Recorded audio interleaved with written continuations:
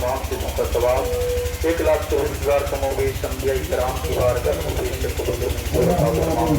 या अल्लाह उनके तवज्जुह से मौला करीम नबी करीम सल्लल्लाहु अलैहि वसल्लम की मुलाकात की बारगाह में पेश करो। आखिरी तो जहां सल्लल्लाहु अलैहि वसल्लम की जुमला ज़वाज मुतहहरात जनाब की बात शहीदान करबला से ये शब्द इस्लाम की बारगाह में पेश करो।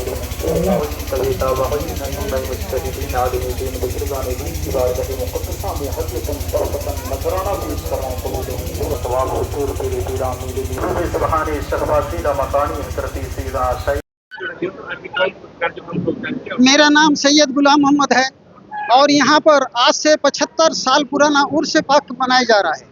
यहाँ दूर दूर से लोग आते हैं, मन की मुराद पाते हैं, बेऔलाद औलाद पाते हैं, बेरोजगार रोजगार लग जाते हैं। यहाँ आने वाले तमाम लोगों की हर परेशानी दूर होता है। ये आका का ऐसे दरबार है, यहाँ बिन मांगे मोती मिलता है, यहाँ बिन मांगे मोती मिलता है। दूर दूर से लोग जगदलपुर, रायपुर, कांकेर, केसगांव, धमतरी, चारामा, आंध्रा, विशाखापट्टनम से भी लोग आते हैं। और हम लोग यहाँ करीब 4 बजे से लगातार चादर पोशी कर रहे हैं।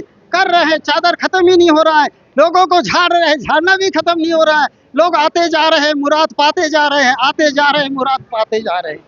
आगे और मैं क्या बोलूँ, आप लोग तो नज़ारा खुद ही देख पा रहे हैं। यहाँ का जलसा, यहाँ का नज़ारा। कोटपाड़ की एक खास खासियत ये है कि कोटपाड़ के यंग मोस्ट लड़के, उर्स कमेटी के हर लड़के हर काम में व्यस्त रहते हैं। अभी यहाँ हम लोग कुछ सीनियर लोग हैं जो फातिहा दरूद करते हैं और बाकी यंग मोस्ट लड़के लंगर पे लोगों को खाना खिलाते हैं, पानी पिलाते हैं, शरबत पिलाते हैं। और थोड़ी देर के बाद यहाँ तकरीर का प्रोग्राम होगा।